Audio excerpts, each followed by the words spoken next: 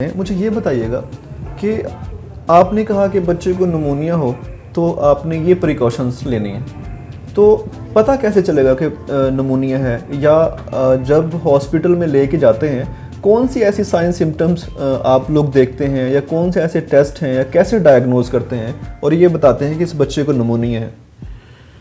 जी, ये है जो है ना, इनमें से कुछ चीज़ें जो है ना वो वालिदैन को भी पता होनी चाहिए कि जब कोई भी बच्चा है, अगर वो 2 महीने से कम है जी। सबसे पहले सांस की रफ्तार देख लें, स्पीड देख लें, सांस बच्चा कितनी तेज़ी से ले रहा है, उसको देखने के लिए बड़ा आसान तरीका है। ठीक है कि चेस्ट जो है ना वो कितनी दफ़ा मूव कर रही है, एक दफ़ा ऐसे मूव करेगी ऊपर और एक दफ़ा नीचे, तो ये आपको पता चल जाएगा कि ये इसको एक दफ़ा उस बच्चे ने सांस लिया।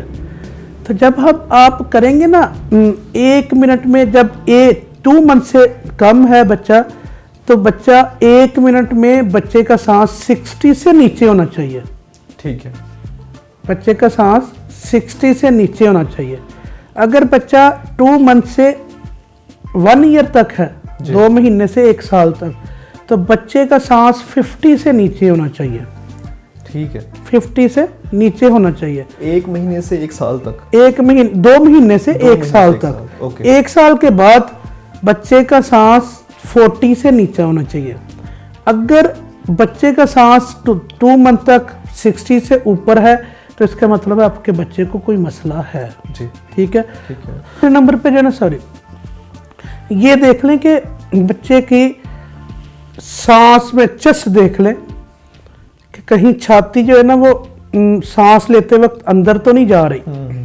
इसका मतलब है आपके बच्चे का सांस मुश्किल है, मुश्किल से जोर लगा के सांस ले रहा है, इसलिए ये मसल्स ज़्यादा काम कर रहे हैं और वो अंदर जा रहे हैं। ठीक है। तीसरे नंबर पे ये कि वो आपके बच्चे का कोई अंदर से आवाज़ तो नहीं आ रही, इसको हम स्ट्राइडर भी कहते हैं, खरल खरल की आवाज़ें आती हैं, तो वो आवाज़ तो नहीं आ रही कोई भी। अगर ये सारी चीज़ें हैं, या आपका बच्चा जो है ना वो ढीला हो गया, दूध पीना छोड़ गया, तो आप उसको बच्चे को डॉक्टर के पास लेके जाएं। कोई ना कोई इशू हाँ है तो वो डॉक्टर का काम है कि वो सबसे पहले तो आपसे ये हिस्ट्री वगैरह लेगा, तो उसने भी सांस का ही स्पीड देखनी है, और वो सुनेगा कि चेस्ट में कोई मसला तो नहीं है। इसमें बच्चा जो है ना, डॉक्टर को चाहिए कि वो उसकी सैचुरेशन चेक करे, ठीक है, उसको देखे अंदर को विस्लिंग साउंड्स वगैरह, कोई क्रैप्स होते हैं जो है ना वो तो नहीं आ रहे, निमोनिया के साइंस हैं, विस्लिंग वीज होती है, क्रैप्स होते हैं, क्या ये चीज़ें तो नहीं कोई भी आ रही। अगर वो आ रहे हैं तो कुछ जो है ना वो टेस्ट हो सकते हैं, CBC जो है ना वो कराई जा सकती है। अगर उसमें ये बैक्टीरियल निमोनिया है जी, तो उसमें जो WBCs हैं, वाइट ब्लड सेल्स, ये हो सकता है ये बड़े हों, या ESR होती है ये बड़े ज़्यादा हो, या एक्सरे चेस्ट में जो है ना हमें कोई कंसोलिडेशन मिल जाए, कोई कंसोलिडेशन जो है ना, इन्फेक्शन है अगर, जैसे मैं वालिदैन के लिए बता रहा हूँ, ये कंसोलिडेशन तो हमारी डॉक्टरी ज़बान में है, यानी कि वो जैसे आपको पता चल जाएगा निमोनिया, हमें एक्सरे में पता चल जाता है कि वो निमोनिया है, और अगर है तो वो कितना का बड़ा है, और वो कौन सा निमोनिया है, किस साइड का है, तो वो हम उसके हिसाब से फिर आगे ट्रीटमेंट करते हैं।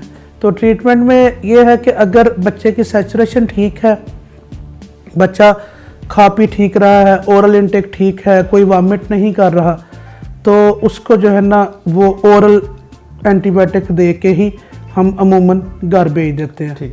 लेकिन अगर फ़र्ज़ करो जो है ना बच्चे का ओरल इंटेक ठीक नहीं है, बच्चा वॉमिट आउट कर रहा है सारा कुछ, या उसकी सैचुरेशन कम है, सैचुरेशन कम हो रही है, बच्चा नीला हो रहा है, तो फिर उसे हॉस्पिटलाइज करने की ज़रूरत है। इमरजेंसी सिचुएशन, जी, इमरजेंसी सिचुएशन, फिर हमें हॉस्पिटलाइज करने की ज़रूरत पड़ती है।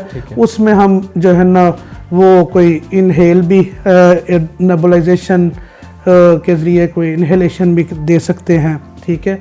फिर IV एंटीबायोटिक कोई आईवी फ्लूइड दे सकते हैं ताकि जो उसकी रिक्वायरमेंट है बच्चे की वो भी पूरी होती रहे, और जो एंटीबायोटिक हैं वो भी उसकी